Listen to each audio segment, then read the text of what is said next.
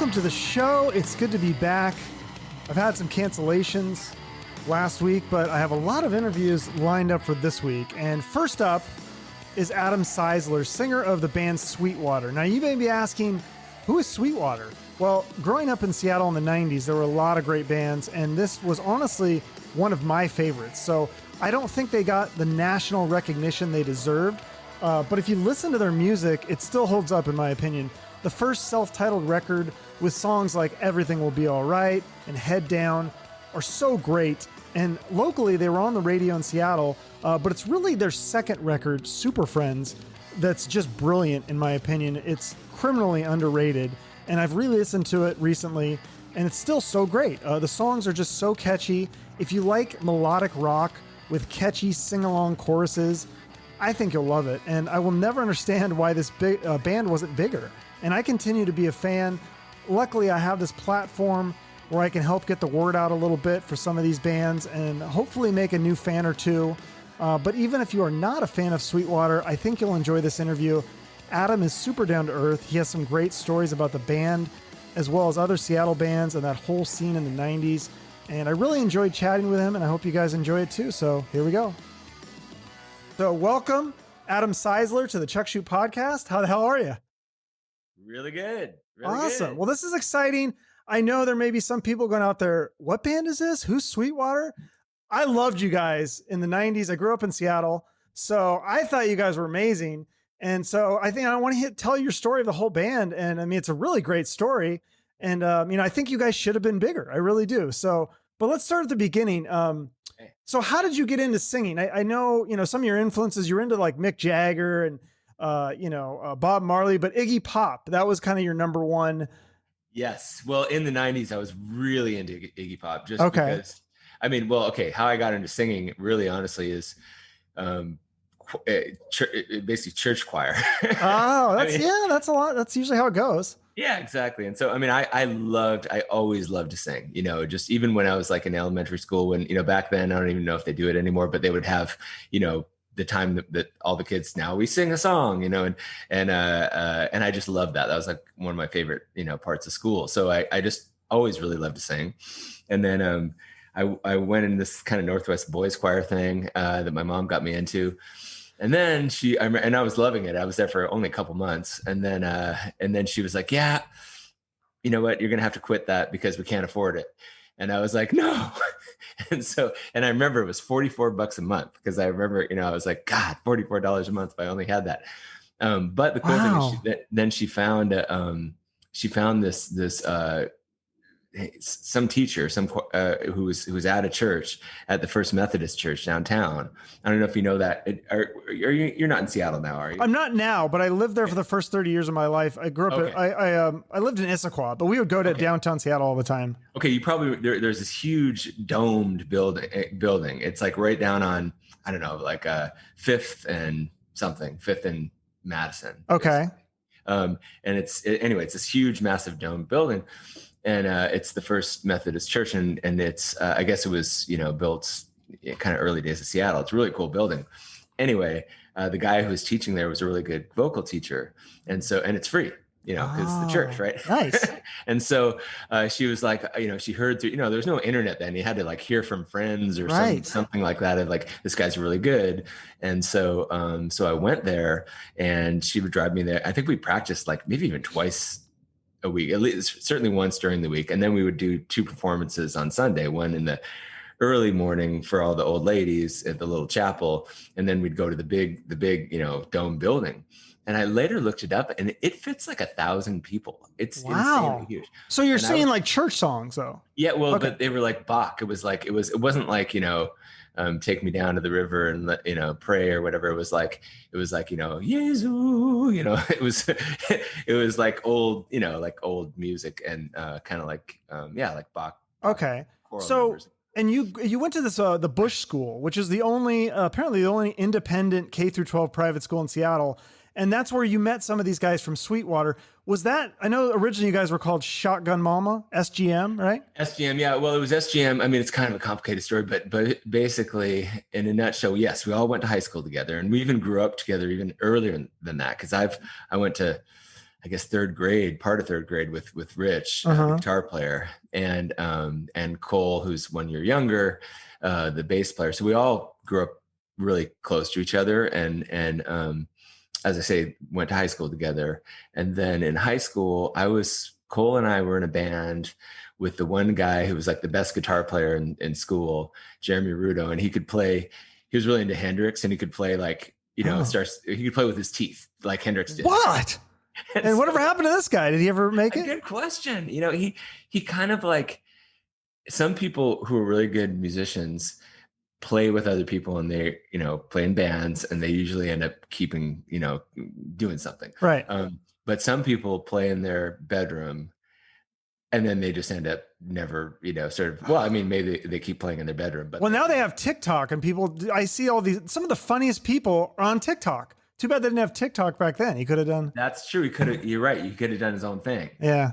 But he just kind of didn't end up, playing with people. Okay. And so I lost touch with him. But anyway, he was a really good guitar player. We had a band that, and we called it The Experience. We basically played Jimi Hendrix covers, honestly. Oh. And we had a couple of our own songs. The first one was called "Where's My Baby." Where's my baby? Where did she go? Where's my baby? I don't know. That was my first. That's song. Good. I like that. Not bad for a first song. Yeah, for a high school song, that's good. Better than what I could write. So you had that band, and then when did you guys form Shotgun Mama? We had that band. Then Rich, the guitar player, had he had another band called the Skank Puppies, and they were like punk rock band. And so we would all play. I don't know if you ever went to the place called the Guerrilla Gardens. No. Okay, so there was. I never heard of that. It was Guerrilla Gardens, and then the other it was called like Rock Theater or something. It was like 2 venues in one, and it was all ages. Oh, because see, that was my biggest thing. I was young, so I never could go to the shows. Like there'd be bands I want to see at Rock Candy and stuff, and I was like 21 and over. Can't do it. Yeah. Well, so this was way early, and again, this I don't know about way early. It was the 80s. Oh yeah, I was a little kid. Yeah, so this is probably a little exactly. It was kind of before like the rock really had, but this is where a lot of the bands like Soundgarden played there. Let's see, Green River, even apparently Guns N' Roses when they came up through town played there. Apparently, I heard that, but I didn't. I wasn't at the show. They did do a Seattle tour, or like that West Coast tour or whatever. So. Yeah, I think they might have played really early. I believe it. Yeah. And so anyway, it was this guy Tony Chu who ran it, and you basically anyone could get a show. You just showed up and said I'm a band, and you didn't get paid. I don't think they paid us at all, but they had a stage, and you get up there and you could play a show. How many people were showing up? Oh, it'd be like, 15 or so, basically our friends.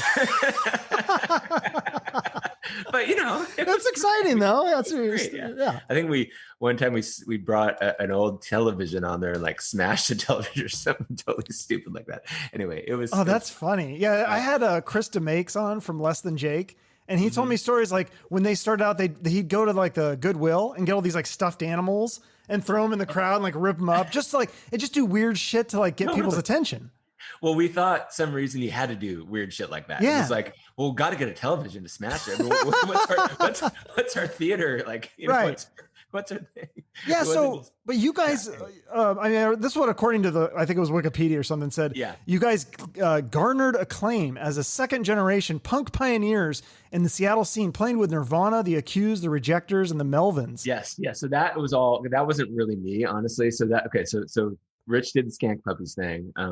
And then I left and went to school in California because I was 1 year older than Cole and Paul, who's a drummer, and then they formed this band SGM, and they kind of combined forces with Rich, who was doing Skank Puppies, and this was all the kind of the punk rock scene, mostly in that Guerrilla Gardens. It was all punk rock. Okay, and we all loved, like my first show was the Dead Kennedys at the Hippodrome, and so we all were kind of into like punk rock bands at the time, and then so anyway they formed SGM, and it didn't stand for anything. It was just SGM.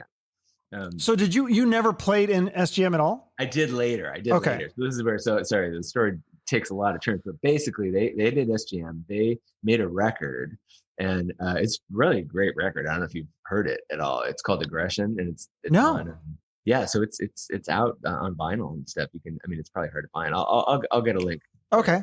Yeah, because I listened to Tur, which is some of your early demos, the Sweet Water, yes, but this is that before was that even. Yeah, Okay. yeah, so this is even before that. So they had a record, and they actually got signed to some small record label in California, and I think they paid them $8,000, and they got a van out of that. This big brown van. That's cool. So, yeah, and so were you in it when they played with Mother Love Bone? Yes, I was. So yeah. So anyway, so I'll go faster. They got this thing. They got the band. They had a singer. The singer went off to college, didn't want to do it, and so then basically, I was in school for a year and came back, and they're like, "Hey, Adam, would you we're doing this tour and I think make a record. I forget. Hey, Adam, will you sing with us?" And so I was like, "Sure, sounds like fun. Sounds great." And so we had played together before back in high school. Yeah. And then, and so I joined up with SGM, and then and that's right when Love Bone was happening. So, and I'm trying to think the first time we saw them, but I think it was at Central Tavern, and you know where that is? Is that Pioneer Square? Yeah, I was gonna say, yeah. So Central Tavern, again, this was before Rock Candy, before like the scene was really happening. It was like really early. The only places you could play were Guerrilla Gardens or tavern, basically. Bars. And so Central Tavern was kind of special because it had a pretty good sound system, but it was still just a big bar, and it did have a stage. 21 and over, we were too young. And so we would stand outside and like put our faces against a glass and watch the show. And they just blew my mind. I mean, they were so freaking good. And we'd never seen anything like it. I mean, we'd seen punk rock bands. We'd seen that kind of, we're trying to be like musical, but sort of sucked.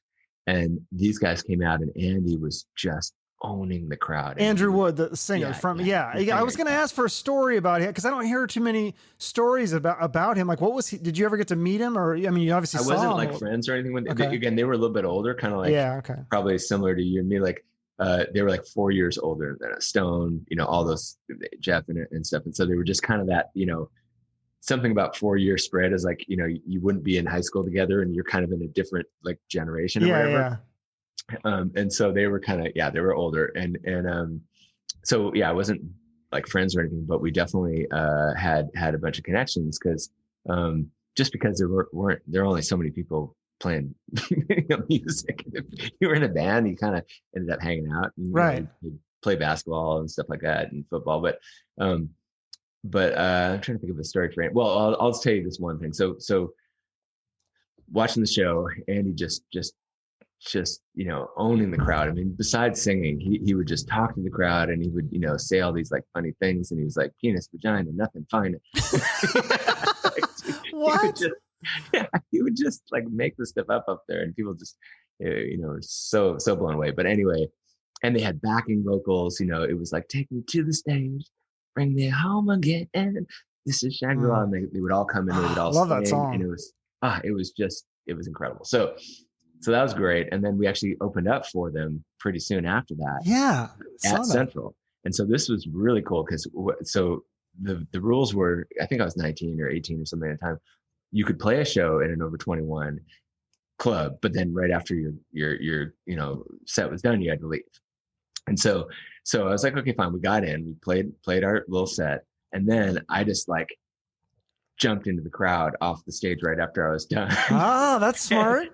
And just kind of hid in the crowd, and no one, they didn't really care, right? Yeah. And it wasn't like they were gonna like hunt me down. And so, did you get a beer? Did you get someone to get drinks for you? No, I didn't. So you played by the rules, all right? Yeah, I was just like, want to see the show, like and I did, and that was fantastic. So, trying to think one, as I say, didn't really hang out too much with Andy, but I will say. I do remember when we played Legends, and so we also opened up for them one other time in Tacoma. Do you know that place, Legends? No, I don't think so. It was just a big, huge room, like an auditorium kind of thing. Okay. And they had a bunch of bands there, and again, anyone it wasn't too hard to get a gig there. And so, but we went and opened up for Love Bone, and I remember that Xana, who was his girlfriend, he was getting his outfit. He would always wear these amazing outfits, and he had this like white, I don't want to say, it was like not leather, but it was sort of like leather like. And then she had painted all this like incredible sort of scroll drawing all over this thing. And then, but he was about to go on, and she was still had her paintbrush and was still working on it. Jeez, that's kind of close. Yeah, exactly. So I don't know. That's one thing I remember. That's funny. Now, and did you do a show with the band? I thought I saw this on your Instagram. You played with Vane. It's kind of like a hair band. Oh my God. Yeah. Wait. Did you play with that one? Play with Vane? I don't remember playing. We probably did. We played with. Oh my God. Was it Warrant? No way. Really? Wait. What's the song? She was only 17. Oh, Winger. Winger. Thank you. I knew it wasn't Warrant. Yeah. Winger. Oh man. Really? That was later as Sweetwater. That was our first tour. We were on Atlantic Records, and it was not the best band, but anyway. Okay. So I'll kind of fast forward. So that was all the early years. Then I quit, went back to school. We all kind of like disbanded for a while, and then, SGM disbanded. Yeah, SGM disbanded. Okay. We were just Andy died, and everyone was like, okay, this is sort of sucks. And I was just like, I got to go back because I kept quitting school. I know, and so I was like, I'm going to go back. What were you going to school for? For computers. Computer science. So I was always writing code and writing music. That is a fascinating combo. I don't know if you know comedian Fahim Anwar. He's from Seattle, but he's an engineer and he's a comedian. Like his dad made him go to school, and so he got an engineering degree. But he's the funniest guy. He's a comedian. So that's fascinating. That's because that's kind of a rare combo, those things. I think it is, but I think there's something like, especially when I was younger, everyone was like, what, you're into, nerdy computers and you're like, cool music. How's that possible? But I think that there's something about music and the patterns of music that is similar to the patterns of like writing software. Yeah, because that's like the stereotypical like band nerd. There's a lot of music people that are kind of like nerdy. Like Trent Reznor was in the marching band. He had, he was like a nerdy marching band guy with a hat and everything. And exactly. He's a brilliant musician. And if you, to do music, you have to like, practice. You have to actually do it over and over and over. I mean, that's what I remember. Like back in the SGM days, like I was just terrible, and I just couldn't figure out how to sing with it. Even though I had all that singing training and I was doing those, solo things in front of 1,000 people, it was different in the band, and it took me a while to like figure out how to be me, and project something of that was bigger than me, but still me. You know what I mean? Right. And it's not trying to be someone else, like or trying to and even like with Andy, it was like everyone. Well, I mean, I definitely wanted to be like him, and how does he pull that off, and how does he was so larger than life, and so I got I didn't like look at his moves or anything like that, but it was like I got the idea that you could do that is possible. And so for all my shows that you probably remember back in the day, like I mean, I would always try to just make it so huge, just something that was like a real show, like not just playing music, like truly like putting that energy out there to. That's awesome. I mean, that was really from Andy. That's cool. Yeah, because so then you guys get back together. It was 1990 that you formed Sweetwater. Exactly. So 1990, and what happened is they somehow Rich met this guy Dudley Taft, who was this virtuoso, like freakishly good guitar player, and he was sort of famous because he did the bong hit in Beastie Boys song. I'm trying to remember which song it was, but it was like stops it, and then interesting. I didn't know that on Paul's Boutique, but anyway, so that's an interesting piece of trivia there. That's kind of cool. And Dudley, because he knew the Dust Brothers who produced that record, he was good friends with them. Okay. And so anyway, so Dudley, really great guitar player. He's playing with these guys, and they're trying to get something going. And I was back in school, and then they got together in a practice place, and they actually practiced the same place as Alice in Chains, and they were practicing. They wrote a bunch of songs, and then they get the same thing. Hey, Adam, can you, I know you're in school, you want to finish school, like you don't, we're not expecting you to do the band, but can you just come in and help us and like just get a demo together, like maybe sing on the demo, like if you could just write these songs, that'd be amazing. Like, could you just write these songs? Yeah, can you just write some songs for us and sing in the demo, but you don't have to be in the band. Sure. And I was like, I don't know, I'm just very gullible. But weren't you loving it too? Like you're like, aren't you flattered and aren't you having fun writing these songs? And once I started, they knew once I started that I would be totally into it. So they just had to get me to start. So what was this thing in your brain? Like, I got to go to school and I got to get a computer degree. Why didn't you have the thing that said, I'm going to be a rock star, I'm going to be a singer, I'm going to be a musician? It's a good question. I mean, I really did. And I really wanted it. But I just kind of felt like maybe I didn't know if I could do it really. And I had never put it this way prior to actually writing those 5 songs that we did. I had never written anything that I was truly like that I was really proud of, that I thought was like, like real music that said something that I would want to listen to, put it that way. Okay. And so I didn't know if I basically had the skill. I mean, I could sing, but I couldn't, could I write? Could I make something, back then? Oh, there's a lot of singers that can't write. I know. I didn't even realize that back then.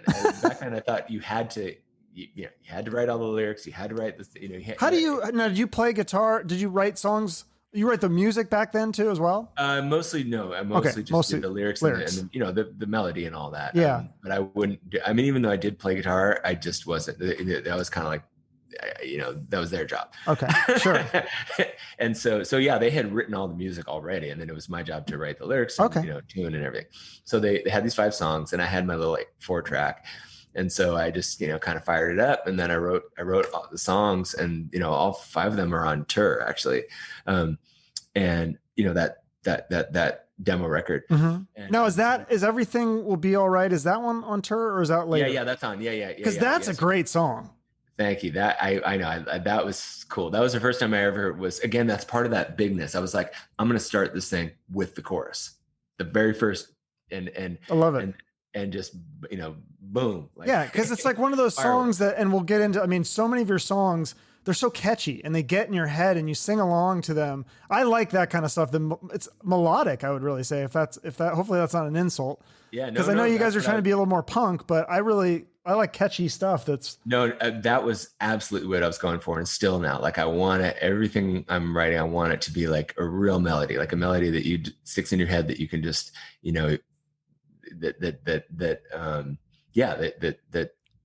that can stand by itself.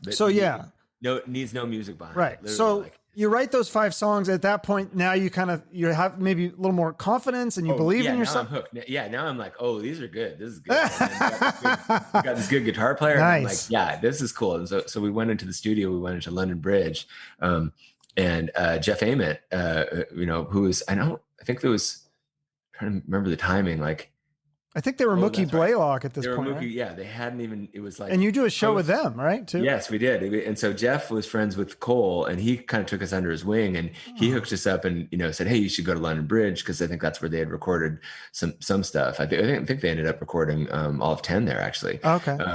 And so he just turned us on to that place. He's like, "Yeah, you should go there." And we did, and it was amazing. And this guy Don Gilmore was the house engineer who did the demos, and he ended up producing our first record. But he later did, like, he wanted it to be huge. Linkin Park, he did, like, I mean, Avril Lavigne, and he like wrote a bunch of her records and stuff. I mean, But he was like just the house guy. Okay. Nice. And so he did the first demo, and it was great. And so after that, we were just off and running. And so then Susan Silver, who managed Pearl Jam and Alice in Chains and Screaming Trees at the time, took us under her. Is she the one that had the shoe store? Yes. Okay. Yes, yeah. I talked to Kevin Martin about, I think she helped hit the Candlebox as well. Yeah, I think so. Yes. I'm trying to think. Was it Kelly? It might've been she and Kelly Curtis, and they kind of split. I forget. Yeah. Well, Kevin knows, obviously. Yeah. But yes, she had the shoe store, and then she was this, like, biggest manager in the town. And anyway, she helped us a little bit.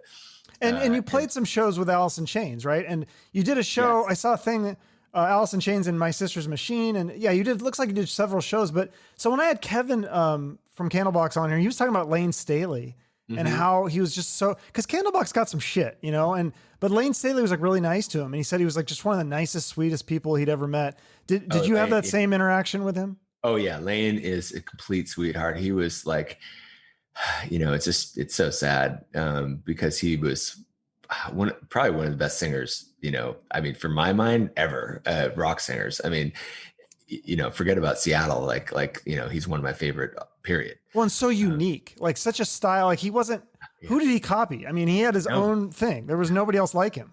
I know. And everybody, you know, not everybody, a lot of people want to copy him, but he created it, man. It was so cool. And they were, oh man, we played a bunch of shows with them, but we did tour with him later, but I mean, just around town. And the thing about Chains is they had this guy, Mark Nafsi, who was a sound production guy. And he just took a liking to them. And he had the like most amazing sound gear. And so he would like make every one of their shows sound just like 10 times better than any show, you know, in the city. Cause he would bring his own freaking gear and he would have these crazy subwoofers that would be underneath the stage. And like, he would just do it up like ridiculously good. Okay. And so besides them being, you know, having incredible songs and everything, they just sounded huge because of Nafsi. That's awesome. Yeah. That makes a big difference. I was talking to my girlfriend today about production. I'm like, I need to get my production better on this thing. Like, you know, that's a big piece of like, you know, music and videos and stuff. So totally. So yeah. So Layne, okay. So anyway, so we did that.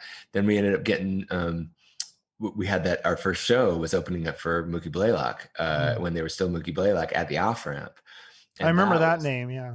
Yeah. That was really crazy. Were you at that show? Were you old enough? No, I was not old enough. I didn't turn 18 till 96. So I don't even know if off ramp was still available around then.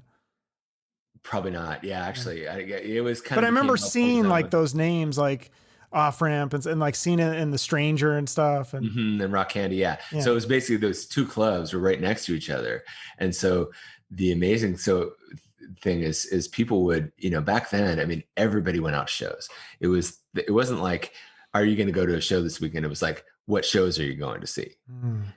For every 20 something person. I mean, it was just like the whole town, because, you know, okay, we had our first show with Mookie Blaylock. Change is kind of coming up, but not quite at this point. They have a bunch of demos, and we opened up for Mookie, and I mean, I never forget, because I was a little bit nervous because I hadn't played for a while, and it was like, we have these new songs, you know, I think this could be really cool, but who knows? And then I remember Cole said on the side of the stage to me, he was like, you know what? You know, you're feeling nervous right now, look around. But he's like, we are so lucky. Like, we're so lucky that we get to feel nervous like this, that we get to have the chance to. That's awesome that you could take that in at that point. Yeah. Because some people, a lot of people forget. Then you don't take you don't have the gratitude until then you regret it later. I wish I would have been more grateful. So away, first show, he's like, we should be grateful. Yeah, you're awesome. Lucky to feel this nervous. And I was like, fuck, you're right. This is like, we're on the edge. Like, this is cool. So then I went out and we just blew doors. It was amazing. That's awesome. And so after that, you know, of course, Pearl Jam, you know, obviously became super huge. And we actually opened up their next show, which was at Rock Candy. Rock Candy, I think. And that was the live video. Oh, that's cool. Yeah. So and you got to stick around for that because you're over 21 now. Exactly. So, okay. I was 21 by then. Nice. And so, yeah, and then after that first show, or maybe I guess the two, you know, so many people were coming to see them because it was, you know, Love Bone was such a huge deal in the city. Sure. Everyone was like really anticipating what are these guys going to do next. They came out, it was incredible. And they also did Temple the Dog, by the way, between then, which was another, you know, amazing record. And they only did a couple shows for that, but I think they did one at the Moore. I was there and it was amazing. And so much buzz was happening. So it was like the shows were packed. It was not 15 people. It was like, you know, hundreds, like 500 people or something. And so after that, we did well. And so then we started like almost immediately we could sell our basically headline. And so then we started selling out, you know, 500 seat shows like every weekend. So then how you get signed in 92 by Jason Flom from Atlantic Records. So for people who don't know, this guy's signed like a bunch of huge bands. How do you get signed? Is there a story there? Like how much personal interaction did you have with Jason Flom? or was it one of his minions that kind of like? No, he came. Oh, okay. So basically, we were just, at this point, we were just crushing it. I mean, as I say, we would sell out every show. Rock Candy, I think, held 500-600 people, maybe more. And we'd sell that out, almost every week, every other weekend or something like that. Or we'd kind of alternate. We'd play Off Ramp and Rock Candy, and it was just great. And people were just going crazy. And so then we played this, so how did Jason, we would just send out, that's what Susan was helping with it. And this woman, Christine Shackley, who worked for Susan, was kind of like, in charge of us. And so she would send out all of our, that tour record, all the demo tapes, send it out to all the record companies. And then people, if they were interested, they'd like write back, it was all freaking, it was literally like mailing letters. And they would write back and say, hey, we want to check this band out. And maybe, and if they were really interested, they would fly out and see a show. And so what happened, and that's basically how it worked. And so, they hear your shit, they see if there's things being written about you, let's come in and see the show. And so Jason flew out, and he saw a show at the OK Hotel, which is all ages. So I don't know if you ever saw those shows, but I tried to go to one at the OK Hotel, and it wasn't all ages. It was like 21 and over. It was like some sort of like super. It was like all these like people from big bands got together and did some sort of jam session. I was like, I want to go. I tried to go, like, nope, 21 over. Nope, damn it. Oh my God. God. I missed a lot of cool stuff. It sucked. It's it is really hard to make money without selling alcohol. Yeah. And those places just they would pop up and they would always fail because what are you going to do? Like, no one wants to just drink coffee and coffee and coffee. I mean, It just I remember going to like the YMCA would have shows. That was like, okay, that was for kids. So that was okay. But yeah, so this your self-titled, so Flom shows, tell me this. Yeah. So Flom flies in. We're super nervous. I mean, not super nervous, but it's like kind of a big deal. It's like, sure, the label guy's going to be here. Fuck. And so he flies in and sees the show, and the show is just so packed. I mean, it's insane. And kids are going, like crowd surfing, and like, it's like everything that you can imagine, and super hot. It was like in the summer, and it was just like, sweating. I had this kind of crazy overalls on. And, anyway, it was a great show. And I think he loved it. So he took us out to 13 Coins afterwards. Oh yeah. I remember that place. That's fancy. Yeah, and it's like, it's all night, it was like never closes, right? Yep, that's right. The show, whenever it was over, 1:00 or something, took us there, and we're all, oh my God, what should we get? And then he had these red snakeskin cowboy boots. I remember that. That sounds like a record label business guy, yeah. Because it was like, so like, oh my God, really? Like, that would not be cool in Seattle. But so we were asking him, we just kind of asked him a bunch of questions, and he had signed Twisted Sister. That was kind of, I think, nice. Yeah, that's a big one. Because he wasn't, later after he signed us, he went on to have hit after hit after hit, but that was his only hit. It's Twisted Sister before us. Well, I think, didn't they have Skid Row too? He signed Skid Row. That was in the 80s. There's probably a few more too. Did he sign Skid Row? I think so. Okay. Yeah, I thought so. Okay, so if he signed Skid Row, obviously so that's pretty big. Okay, so maybe but Twisted Sister was the big one. Sure. Because that was the other thing is he told stories about that, because at the label, no one wanted to sign them. There was like, what is this? Yeah, because they're the guy with the crazy hair, and it was not like a hair band, and it wasn't like, what is this? And yeah. like, it's a hit. That's what it is. And so he's a smart guy. He knew. Yeah. And they kind of let him go out on a limb and sign them. And of course, obviously, that song was like ridiculously big. So anyway, so Flom came, loved us. Everything will be all right was the song that he loved. And so he was like, that's a hit. And so he signs us, and we were just through the roof. It was like, are you kidding me? Like, we're on a freaking major label, Atlantic Records. They fly us out to New York. He took me to personally go up to the top floor of the, whatever, One Rockefeller or wherever they were at the time. And I met Ahmet Erdogan. I don't know if you know who that is. No. He's he started, one of the people who started Atlantic Records. Oh, okay. And he basically did all these Stones records, and he's like credited with influencing like tons of, you can look him up. Sometimes I don't know some of these people. I love learning about it. Like, I think I just recently learned about Jason Flom, like a year ago or something. I'm like, oh my God, this guy like signed all these huge bands. Yeah, and he was a really cool guy, and it was so cool that he took me to meet Ahmet Ertegun because he's a legend. He's like a true legend, and he's this old guy. He's from Turkey, I think, originally. We go up to his office. Everything else is like normal, what you'd expect: cubicles and posters everywhere. It's like a record company. And then we go up to his office, and you open it up, and it's like something out of like a Marvel Comics, like the rich mogul at the top of the skyscraper, and you walk in, it's like all carpeted with like Oriental rugs and like wood panels, and it's just a super badass place. And he's sitting there at like a partner's desk, hello, come here. Come here, young boy. And he comes in and I sort of had this audience with the Pope or whatever. And then Jason's like, is there anything you want to ask him? And I was like, do you have any advice? And then he's like, don't be afraid to be poetic. Okay, that's pretty good. I was like, okay, I will not be afraid to be poetic. And that's it. And I was like, thank you, sir. And we left. Okay. And then you record that self-titled album, produced by Don Gilmore, who did Linkin Park and Lit and Pearl Jam, and mixed by Tim Palmer, who did Mother Love Bone and Pearl Jam, and Robert Plant. So you had some pretty good production on there. Definitely. Yeah, really good songs. But I remember, like I said, you said everything will be all right. Flom thought it was going to be a hit. I remember it as a hit in Seattle, but why do you think it didn't make it nationally? Or I think a couple things. One, so first of all, the label was so great on the first record. We did videos. They supported us fully, so there was no like issue with the label, like not treating us right.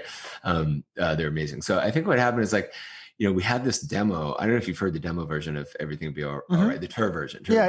But it's like faster and it's sort of more energetic and just more, it's like more out there. Like it's more exciting and I don't know, it just captures you more. And I think then when we went to like really record it, we were just first of all, we slowed it down by accident. That wasn't like on purpose. It just happened to be, we didn't listen to the demo version. We just played it how we've been practicing it. And somehow it kind of slowed down a little bit. It's probably that grungy thing. Like everyone was slowing down. Like Chains. I don't know if you ever hear Chains' demos, they're like, 50% faster, all the songs than what they were when they really. I'll have to check some of that out. Yeah. So I'll see if I can find some. They were great demos, but probably find it on YouTube. Yeah. You probably can, yeah. And but anyway, so we slowed down a little bit, and that song just, the tempo slowdown was worse. So that's number one. I also think it was just, we were just too much like, now we're going to do it right, and even the production was a little bit, it was just Tim Palmer is this incredible mixer, but he does like Tears for Fears, that he did that first Robert Plant record, Pictures at 11, I think it was called, I'm in the mood for a melody. I don't know if you remember that. But, so maybe these are obviously talented producers and engineers, but maybe just not the right fit for your band. Exactly. It wasn't, I don't think it was Don was great, but, we wanted Don to mix it and he probably would have done a better job. Again, Tim is incredible, but just the fit, like Tim, it's very affected and there's like massive reverb and it's just kind of like soft, and I think we needed something a little, not punk rock, but like a little bit harder. Okay. And more exciting. And the I think if we had just released the sort of demo version, it probably would have been a hit. So that's number one. The other thing is the video. The video we did was pretty good, but then I had these like big glasses on and I had all this kind of like over the top stuff. And then at the time MTV was like, well, we already have one. Lenny Kravitz just did this video when he's wearing big sunglasses and we don't need another one. What? That's a weird reason to not play a video. Yeah, I know. It was just kind of random. And okay. And the video was actually pretty cool, but so then that didn't hit. And also I think, I just think it was really going back to the core thing. I think the song didn't have that like crazy energy that it could have. Okay. And so then we ended up doing another single, which was Head Down. Yeah. Which also was a really cool song. That was played locally as well, right? Yeah. I remember hearing those two songs on the radio, I feel like. Yeah. And they actually got some national play, but never really broke. And as I say, I just think, listening back production. The song's really cool. When we play it live, it's like amazing. Okay.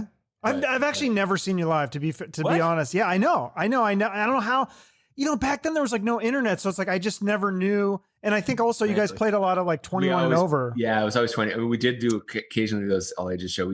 We did a bunch of all ages shows in Olympia, actually. That's mostly. That's always a little far for me. But yeah, so tell me about, you did a tour in 94 with Candlebox and Flaming Lips. That sounds like a great package. I wish I had seen that show.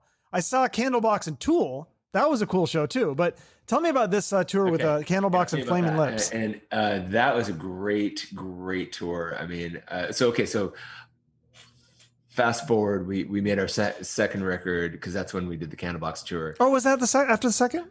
Yeah. It wasn't the first record. It was later. So we did our second record, and the second record was actually like a hit record. I love that record. That's what made me the biggest, because I heard the first two songs off your first record, but I don't think I had the first record.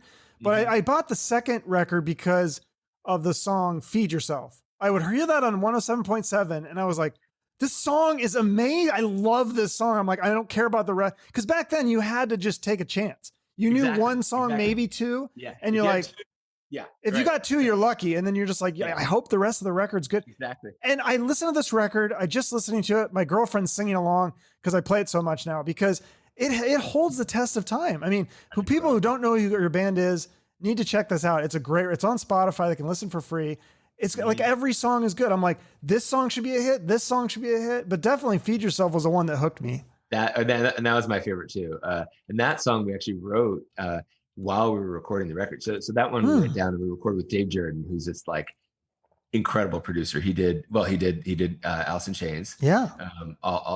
He did the first record, Facelift. He did Dirt. Offspring. He did Anthrax, Jane's Addiction. Yep. Jane's Addiction. That's when he got like, that's what made his mark, is he did that first Jane's Nothing's Shocking record, which was, no one had ever heard anything like that. And that, anyway. He called your band Mott the Hoople meets the 90s. Yeah. Okay. So he was always saying that. He was always like, this is like, 1973, David Bowie glam, you got to just push it, like be that, go. And so I think we could have even gone more of that, I think we sort of like, we were kind of grunge, yet we wanted to, at least I wanted to be this kind of more, more like Freddie Mercury, like out there performer. Like, you've never seen the show, so it's hard. Like, I need to see it live. I'll send you a clip or whatever. But that was kind of what I was going for. And anyway, so Jerden just crushed it on the record. It was incredible. Yeah. And we recorded it at what's his name? Marvin Gaye's old studio. Okay. And it was really cool. It had like a bedroom in the top there, and he used to live there apparently. And mirrors everywhere. Where is that? In California? Or? Yeah, it's in LA. It's like in East Hollywood. But did you say you weren't kind of happy with the production? Like, you wish that you had captured more of a live feel? No. The first record. The first record, not the second one. No. Second record was Jerden, and he did a great job. Okay. Who came up with the this? Why, like the devil horns? Why is that your logo? Because that's more like an 80s metal thing. Totally. Well, it was kind of like a sarcastic kind of like thing, but then it became kind of cool. Like it was like and then it was actually this guy Matt. Oh God, what's his name? Matt something. Or no, Mike. Two M's, Mike something, and I'm spacing the last name. But anyway, he did all the packaging and all the art. Oh, okay. And we had the thing. Oh, I think it was him who we had that somehow in some of our, someone had drawn it or whatever. Okay. And he just jumped on. He was like, oh, this is going to be the logo. And so then he had a friend who like turned it from a drawing into like, kind of fancy computer, like perfect look. And he was like, don't worry, I'll make this happen. And so that it was really him who did all that. And then did he Mike Mills. That's his name, Mike Mills, did he do the stuffed animals too on that? Yes. That's kind of a cool idea too. Yeah, that was all him. Like it was really cool. So anyway, so that second record was a hit record. And now did you guys make a video for Feed Yourself or no, Superstar? We never made any video. So this is what happened. We moved from Atlantic to East West, which is kind of an affiliate of the same record company. And now, why is that? Why did you guys move? I don't even really know. I don't even know, honestly. Well, because our in-our person moved. That's right. So it was actually Flom, but then Flom was too big time at the time, and so Wendy, Wendy Berry, took us on, and then she moved to East West. And so we moved with her. And so I think at that point, since our first record didn't sell, I mean, we probably would have gotten dropped from the record company, but they heard Superstar. They heard the demo of Superstar and they were like, oh, this is amazing. This is a hit. Okay. Yeah. That should have been a huge song. Yeah, exactly. So let's make this record. So we go to Jerden, we make the record. But then what happened is a new president came to East West, and it was this woman who signed in Vogue, and she was really into R&B, and she was, new. And so she was like, basically, let me get rid of all the, old acts on here. I'm starting over. And so she was not, I think she didn't get rid of us, but she just wasn't, didn't really want to support the record. So we go out there, and the crazy thing is, like, well, first of all, Feed Yourself was Marco Collins. I don't know if you remember, but he chose that song as, he was the kind of the big DJ at 107.7. Okay. Oh, okay. It's been so long. I don't remember the DJs. Okay. I remember hearing it on the 107.7, but yeah. Yeah. He was kind of a famous DJ because he, I think he's credited with breaking Nirvana or something like that. Sure. So he's really has good taste. Right. And so he picked Feed Yourself, even though the record company wanted Superstar to be the single. Because Superstar wasn't Superstar in KSW? Yes, that's kind of how it. Yes, and so because Marco that's like more the mainstream rock. 107.7 was like the alternative rock. But I listened to both, and so I remember hearing Feed Yourself and Superstar. Both those songs. So I think that's maybe how I bought the record, because I knew both those songs, and I was like, well, I definitely like Feed Yourself. And then it's like I said, I feel like every song, like Adeline should have been a hit, and Painless is kind of like got like the pop punk. Like you go almost a little bit ahead of your time with that one, but that could have been like a Blink-182 kind of song. I know, that's totally, there've been a lot of cases where we kind of are a little too early. And even just our whole sound was like more pop, which later came to be like completely the thing. But at the time it was not, it was weird. It was weird. And I think that's why I liked you, because I was a big fan of like the 80s stuff, which was more melodic and pop. I liked some of the grunge. I loved Alice in Chains and Soundgarden and Nirvana and all that stuff too, and Pearl Jam, but I really liked the more like upbeat, like melodic, like that's kind of how your band was, in my opinion. Like it's not as like dark, you know what I mean? If I listen to Dirt, it's like, I'm trying to think like, what do I listen to Dirt, and it's like, it's a great album, but it's like, it's like, what do you can't really, you're not like singing along and like, singing in the car to Dirt. Like you're listening to it. It's like maybe like workout music or something. Yeah. Right. It's like you're listening and then you sort of think and you're like, oh fuck, it's good, but it's just like, it's a different kind of like, whereas like when I'm listening to Superfriends, I'm singing along to all the songs and like, kind of, Yeah. Well, that's definitely what that's so great to hear, because that's really what I was after, is I wanted something that would like lift you up. And so anyway, so then they didn't do a video, and we actually had, this is what was crazy. Superstar was number like 19 in the country, like nationwide, in the charts. It was on the alternative radio, or on regular rock radio, and then so we hit crossed the top 20, and because we were like, we got to do a video for this, and then they're like, okay, we'll do a video if you cross the top 20. We crossed the top 20. Then they're like, well, it needs to cross the top 20 in the alternative charts, and then we fucking did that. And they still didn't do it? And then they still didn't do it. Yeah. Because I don't think there's no video for that, right? There's no video for either of those songs on, which is so, and that's what I was going to ask you, because at that time, I don't think people understand, like young kids don't understand, like you needed MTV. It's not like now where you could just be on YouTube or TikTok or Spotify, or like if you didn't have MTV, you weren't going to make it nationally. Yes. Locally, you guys were, I think, like big, right? I mean, like you said, we were definitely one of the biggest bands for sure locally. How do you break that in? The video is how you connect with because they can't come see your shows, right? And so and that's how you connect with people, is through that video. And so them not doing a video, we were just totally screwed. And so then that's when we're like, okay, this label is not happening for us. And this guy Tom Zutaut, who signed Guns N' Roses, reached out to us and said, hey, because he heard our record, he was like, this is a hit record. I'm starting a label on EMI, and let me see if I can get you guys out of your contract and come join me, and I'll re-release the thing, and we'll make it, we'll do it right. And so we were like, sounds good.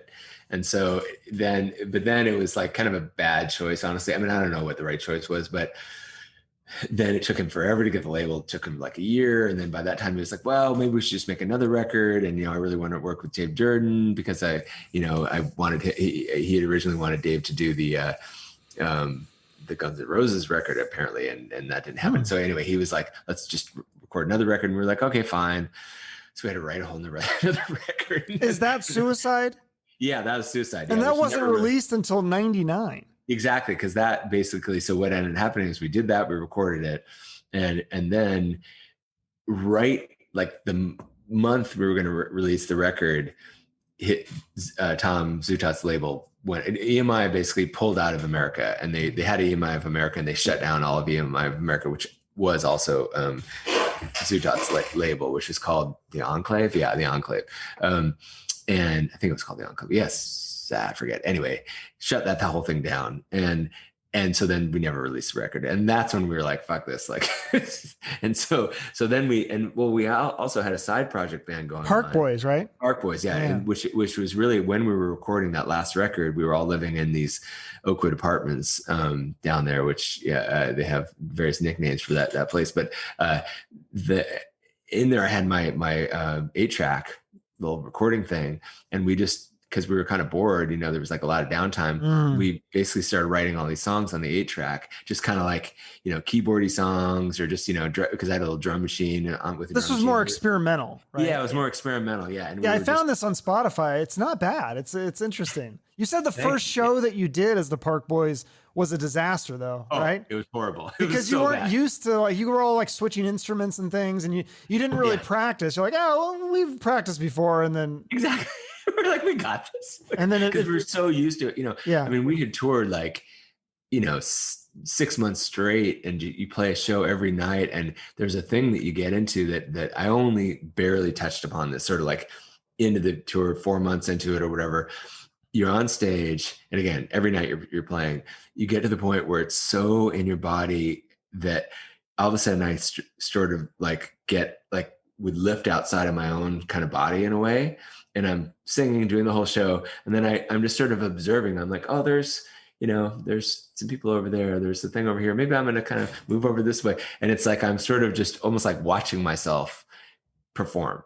And that's when things get incredible. And this is a positive. You're having an out of body experience, but it's like a positive thing. And because that's all of a crazy. Sudden, and then it's like, oh, I guess I'm going to, do a flip, or like, I'm going to, like, all of a sudden I'm going to do this with my voice. And like, all of a sudden you just have this insane, like power to do anything. And so that's when a band, and then all of a sudden I could kind of push the band, and and then we do something differently in this way, and we might like do some crazy crescendo for the end of a song, and like you just get this like insane ability to be connected. But it's hard to explain. But okay.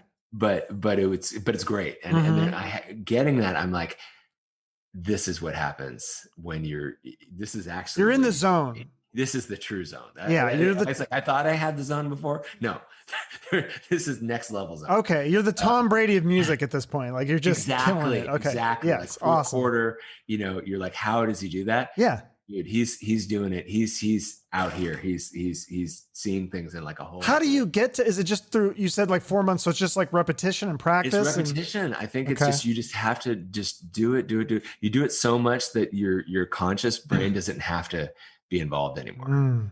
And so now all of a sudden it's like it's all happening, and then your conscious brain gets to like, that's what I'm saying. I think that's what's happening. It's the out of body. It's like, what's happening here? Maybe I'll tell my body to do this. Maybe, but you have this like very kind of abstract control. It's like abstract. That's what it is, like abstract control, because all the real shit is happening like, sort of unbeknownst to you. So I didn't realize you guys toured so long, because I know, like I said, you toured with Candlebox and Flaming Lips. What other bands did you tour with? Did you do like international tours, or how far away did you go? We never did that. We just, I think our longest tour was, I'm trying to think where we started, who we started with, but we would kind of hop from, like, we did Chains for a while, and then we hopped and we toured to Sun City, and then maybe then we got on Candlebox. It was sort of, we would just like, wherever we were, we would, talk to our managers, like, can you get us on another tour? And then we would do a month here and do another month there. And we just kind of, the goal is to keep stringing it along as much So as you possible. were still touring with Alice in Chains at this point when they were like at their peak. They still had you open. Yeah. They were selling out 5,000 seat venues. It was crazy. I mean,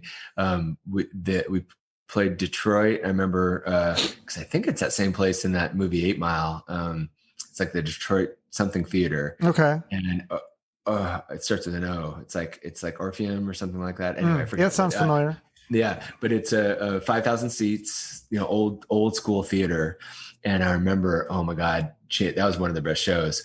I mean, at least on the tour. And they started, and the whole crowd it's like festival seating. Just imagine looking up from I guess backstage or side stage or whatever, and the crowd just moves as one. It's just like these like human, just like it's hard to explain. It's like they're all one entity in a way, and they were just so into the show, and Change was just killing it. That's awesome. So yeah, because Kevin Martin from Candlebox said that like in the 90s, the peak of grunge, the Seattle scene, he said the bands, it was more cutthroat and that they were like out for themselves and there wasn't a camaraderie, but you kind of seem to say the opposite. You know, Alice in Chains had you on, and I mean, Candlebox obviously had you on. Yeah.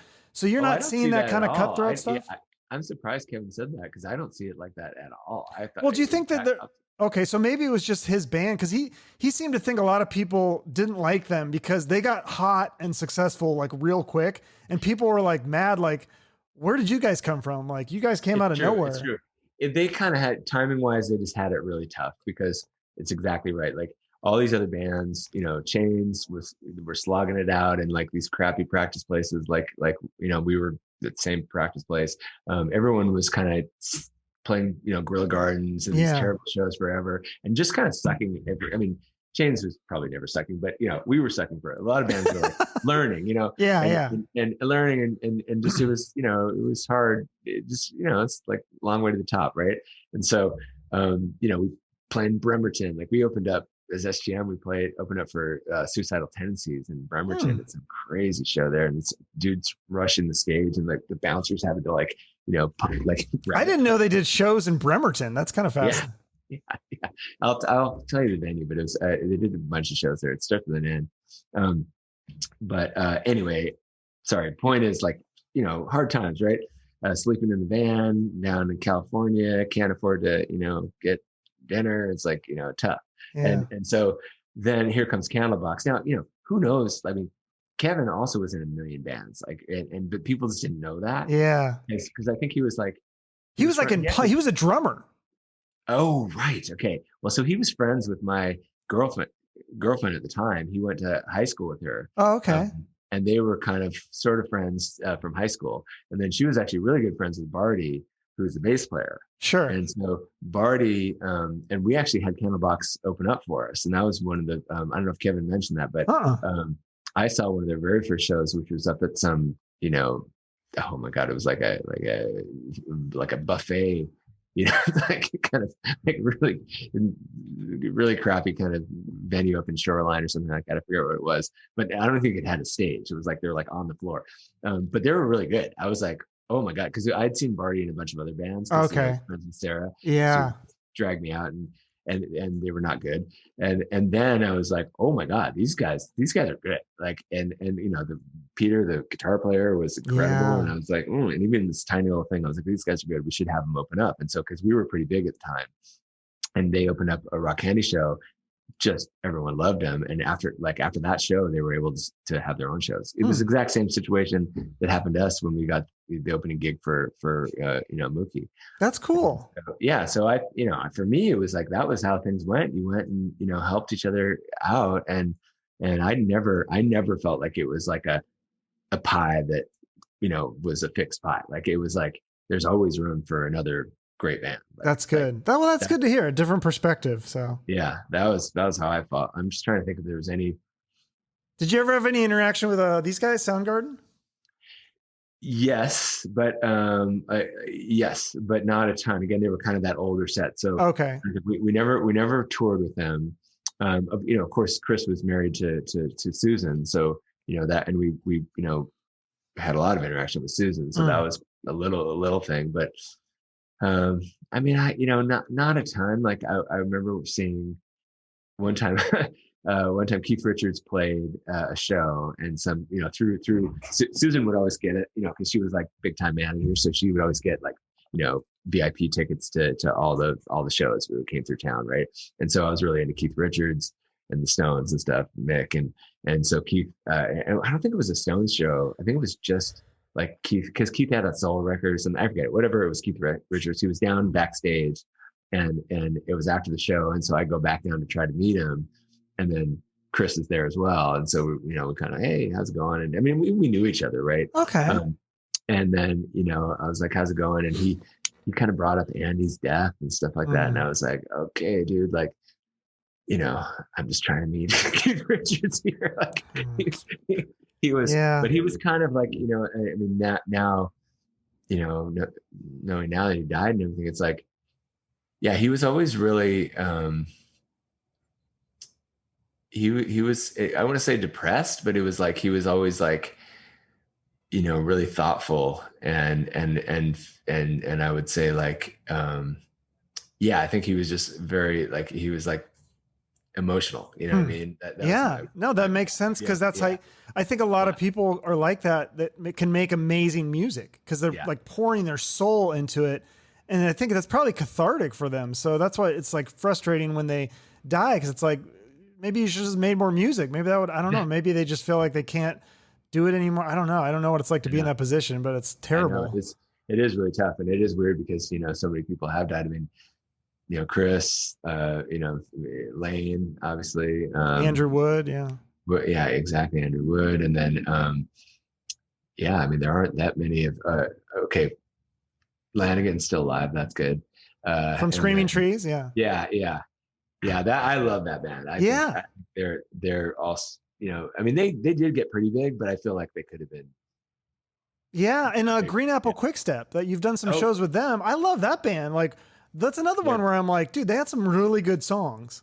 Really good songs. And Ty is still making music. Like, we were just in the studio yesterday, and Ty had been in there like 2 days prior or whatever.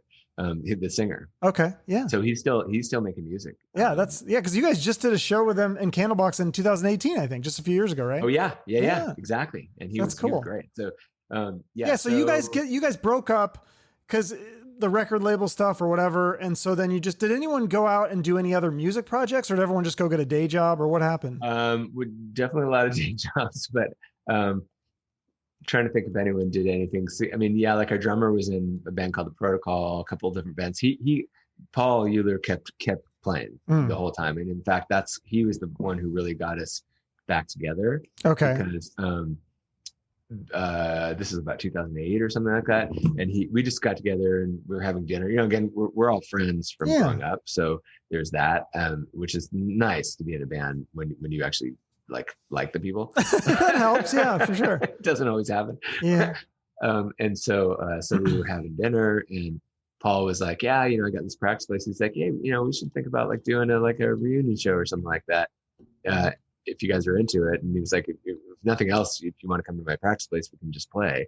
And so, a lot of it is like, it's hard to play. You can't just play in your living room. It's so loud and stuff. So having a practice place is actually a huge deal. Yeah, that's true. And you guys are all in the same area. It's like, because that's what a lot of bands I hear, it's like they got the singers in New York and the drummers in Florida and the guitarist is in Seattle. And so it's like, you just can't, unless you're going to do these Zoom kind of things, or that's hard with a band, I would think. Yeah, totally. It does not work. So you get back together and then you do this Clear the Tarmac album. You've made the Firebird EP. Do you have another album that you guys are working on, right? Yes, we do. And in fact, let me plug the Firebird thing, because that is, Paul was our drummer forever.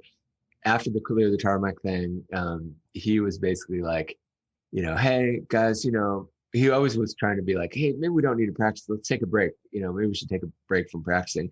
And then I was telling Paul, I was like, Paul, like, this is my break. Playing music. I gotcha. Yeah. And so he didn't see it that way. So, and he had like a third kid. And so he was basically like, he basically was like, I'm out. It's no offense, guys, but I just, I don't want to put in the time that you guys want to put in. It's basically what it was. Right? I don't really have the time. Okay. And so then we got Chris Friel, who was another guy we grew up with, who was in Goodness. You remember the band? Yeah, absolutely. Yeah, so he's a drummer from Goodness, and he was in another band, the Rockfords, with Mike McCready. He grew up with Mike McCready, Oh, and so it's good. It's just still really good friends with him. And in fact, I'm going to his house in a couple hours because he's having a little party. wait, McCready's Chris's. And so anyway, so Chris Brill, amazing drummer, and so Chris was like, hey, I'll join. And so we started playing with Chris, which was amazing because he is like seriously he's like a savant drummer. I mean, he's so freaking good. And so that was fun. And then we did this Firebird record with him, which was kind of trying to I was really into the Who Live at Leeds at the time. I was going to say Higher Standards totally reminds me of Won't Get Fooled Again. Totally. Right? Yes. It's yes. Okay. I mean, that's on purpose. The whole record was trying to be like you should listen to Live. Have you ever listened to Live at Leeds? That record. Okay. I'm not a big live record guy, but yeah, I'll give it a shot. But I think if you put Higher Standards and Won't Get Fooled Again, like you could do one of those mashups. Those mashups. That'd be a perfect mashup.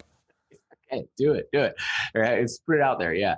Yeah. So if you listen to that record, it's really amazing because it's like it is live, but it's like when I was talking about how when a band can just they can communicate on this kind of other level and they can change things and do that record, they're doing it. And it's like one song's 7 minutes long, but it's not boring at all because the whole time they're doing this. They're not just jamming, they're creating in the moment. It's really cool.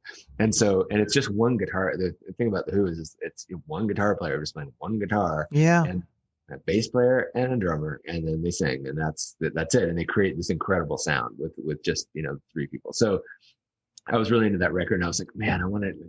And Chris, I feel like he's a drummer who could pull it off, and I was like, let's try to just make something like this Who record. So just totally abandoned, just wild abandoned, and just wherever you think you're going crazy, go crazier. I like it. Yeah. So if you listen to that record, I really like that record. I think it's the closest thing we've gotten to our live feel. People a lot of times said, our live show is better than our records. I mean, Superfriends is a great record by itself, but never really capturing that live feel. And I feel like Firebird did. Okay. So that's cool. So that was that. And now we just went in the studio. We had been practicing before COVID and kind of working on some songs. We had some going, but it was we didn't practice enough to really get it going. And then Rich just all of a sudden got it in his head. He was like, we're going to make a freaking record. We're going to make our best record ever. And I was like, okay, did we really have the songs? I don't know. And then we kind of went through, and I always keep a whiteboard of I record all the practices and try to pull out songs that are happening. And then we'll record ones without vocals, and then I'll take them home to my studio and try to work on, the lyrics and stuff. And so we kind of had something going, and then I had one song that I wrote, the song Shine On, that was pretty cool, that I just wrote, it came to me, it was in 10 minutes or something. And it was during the time, COVID we're all stuck in the same freaking 4 walls. I mean, this is nice 4 walls in the studio. I like it, but it's still 4 walls. And there was something about it where I've been playing a lot of guitar. Everyone's been playing a lot of music by themselves kind of. And I remember it was August, and it was the smoke came into Seattle, which has happened a bunch. Yeah, I saw that. Yeah. So it was we're stuck in we'd been stuck inside for, whatever, quarantine for a year. And then the smoke came, and there was this red ball that was the sun. And I remember looking at it from right here, and I was like, I felt like it was someone's communicating me from this distant planet, and how can I get out of this smoky world? And so then the first line is send me a message from the planet you're on, and it crossed those light years instantly. And so that was kind of the beginning of the song. And so then we started just kind of writing, and it was all really coming. And so we go into the studio, and it's an amazing studio that Stone Gossard owns from Pearl Jam. And he and this guy Floyd, who's the engineer there, is fantastic. And so we go in the studio. We booked 4 days. I took off work Friday and Monday. We just did 4 straight days, and we basically pulled off, at least drums, bass, basic guitar, like 16 songs. And so, which is a lot. And so we have 16 songs that we have the basic recordings for. And so we just kind of kept going in whenever there were days free. There's like, one Friday free. The studio's like quite booked. And so I think we did like about 12, 14 days total. And so now we have, all the basic tracks for all 16 songs. And so I'm finishing all the vocals in my studio here. Awesome. So when will this come out? Good question. It's really all about me. It's like, because I still have to finish, but like 7 of the songs are fully written. And so and then the other ones are kind of partially written. So the music's done, but you're still writing all the lyrics and the vocals. Yeah, exactly. But I got, so about 7 songs that are done, and they're awesome. They're great. And so, I mean, it's definitely like the best stuff we've ever done. So, awesome. Well, I can't wait now. I think you're going to like it. It's really, it is kind of another level. So, really? Yeah. For us, so we'll see. That's awesome. So I'm really excited about it. And is this coming out on like an indie label, or are you just putting it out yourself? Well, we don't know. I mean, that's a good question. We're gonna. I think Chris keeps saying, he's like, these songs are too good. We can't just like put them out ourselves. We got to my job, work on the songs, get them sung, and then independently we're gonna see what we'll probably send it out to different labels and see if anyone's interested. I mean, it's tough to make money. Nobody makes money selling records anymore, no, it's all about the live shows and stuff. Exactly. And but if you can use that as a marketing tool, basically, to get your band out there, get on some more podcasts and things like that, get your name on. Because that's the thing, is like, I was telling my girlfriend, I was like, there's so many bands that are so brilliant, but it's like they need to tell the world about them. Like you guys need to like scream from the top of the mountain, like, listen to us, like, because I feel like people missed out on that Superfriends record, and that was just such a brilliant record. And I just wonder what could have happened if that thing would have taken off.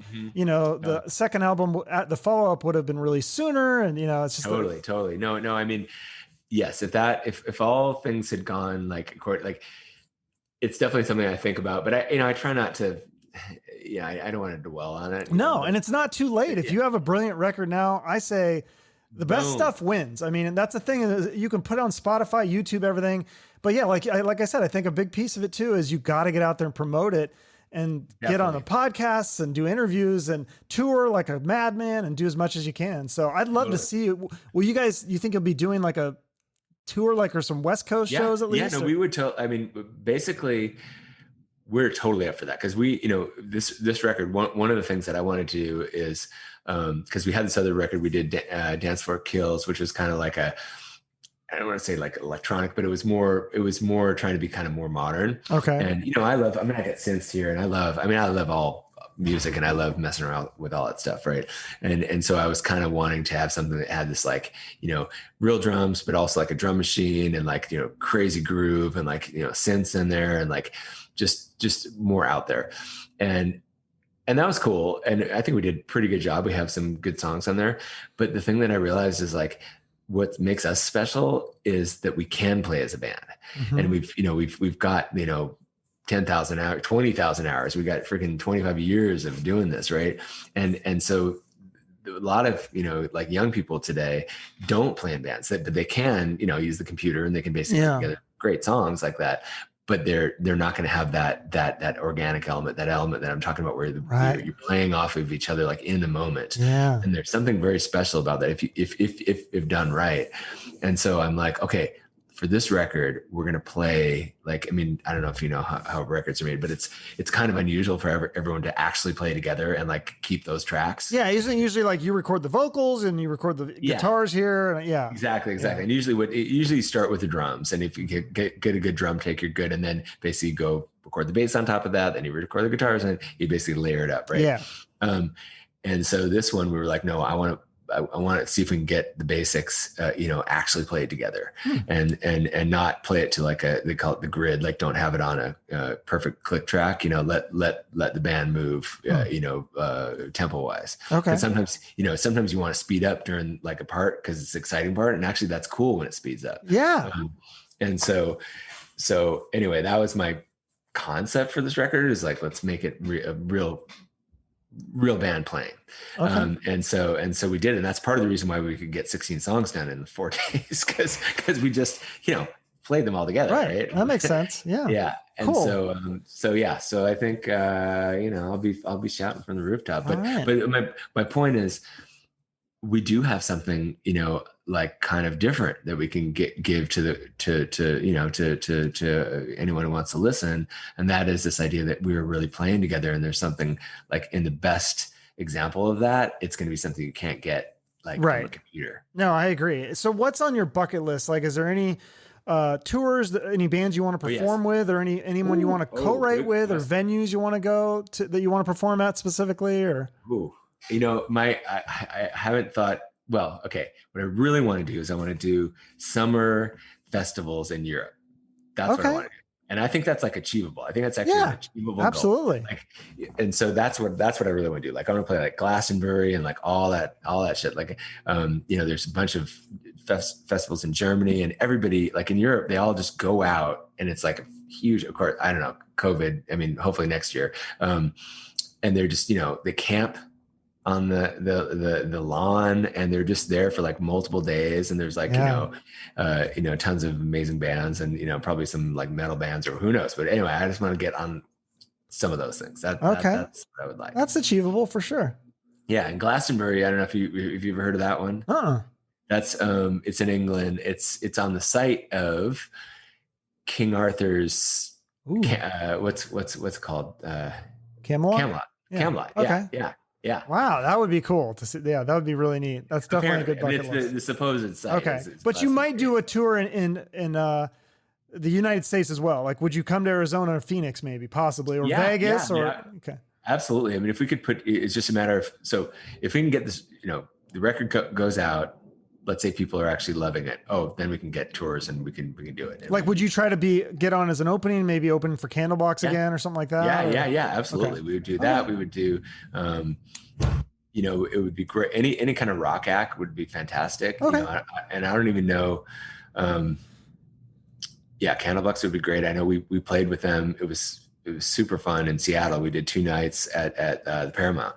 And they sold out 2 nights, which was really cool. That's really cool. Yeah. Yeah. So it was like, packed, thousands of people, and just great. I love the Paramount. I've seen a lot of shows there. Cool. Well, this has been a lot of fun. I like to end each episode with a charity. I don't know if Rich told you that. So is there a charity that you want to support or want to give a shout out to here?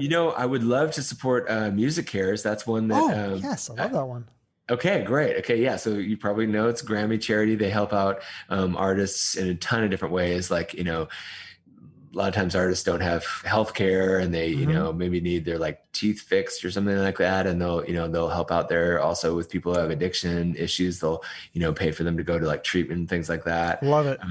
Yeah. So it's a really, really great charity. And I actually know someone who works there as well. So. Okay, cool. Yeah. Well, I'll put that in the notes. If people want to throw a few bucks, I'll put the Sweetwater Rocks website in the notes as well. People should check out all your music. Yes. And please check out the website. We're on Spotify.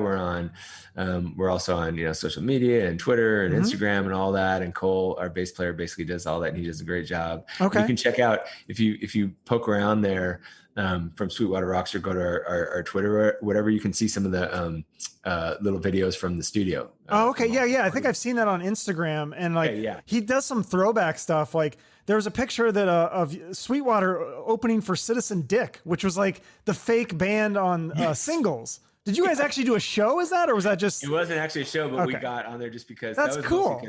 I don't remember that from the movie. I want to rewatch that movie now. It's straight up. You're not in the movie though, just the name. No, but that's still cool. Just the name. Yeah. That's awesome. Very fun. Well, all right. Well, thanks. This is a lot of fun, Adam. I really appreciate it. So great to talk with you, and thanks so much for having me on and supporting the band. I really appreciate it. Okay, and awesome. Also, all the bands that you're supporting, it's a really cool thing that you're doing. Yeah, thank you. Yeah, and I'd love to see. I'm definitely want to see you guys. It's on my bucket list, is to see your band. Even if I have to fly back to Seattle, where my family all lives there, so I'm up there a couple times a year anyway. So okay, well, let's keep in touch, and we'll tell you when our next. Just COVID has made it so we can't play, but we're gonna play. Yeah, well, now everyone's got the vaccines and stuff, so I think shows are happening, right? Yeah. Okay. Awesome. Well, I hope to see a show soon. All right. Rock and roll. All right. See ya. Take it easy. See you later. Wow, that was fun, wasn't it? So you must agree if you're still listening or you're just hate listening. But Adam is so nice and happy, and what a great guy, and just so talented as a singer-songwriter. I loved hearing the story of the band because I really didn't know much about it, and I don't think that the story is over. I'm excited for new music from Sweetwater, and I will definitely catch them live at some point somewhere. But just make sure to follow Sweetwater on all social media. All the links are on their website, which is in my show notes, along with my website and social media links. And if you follow me on social media and like and share and comment on the posts, that really helps me out. You can also support the show by writing a positive review of it or positive comments on YouTube. And don't forget to subscribe to the show wherever you listen. Thank you so much for taking the time and making it to the end. I hope you have a great rest of your day. And remember to shoot for the moon.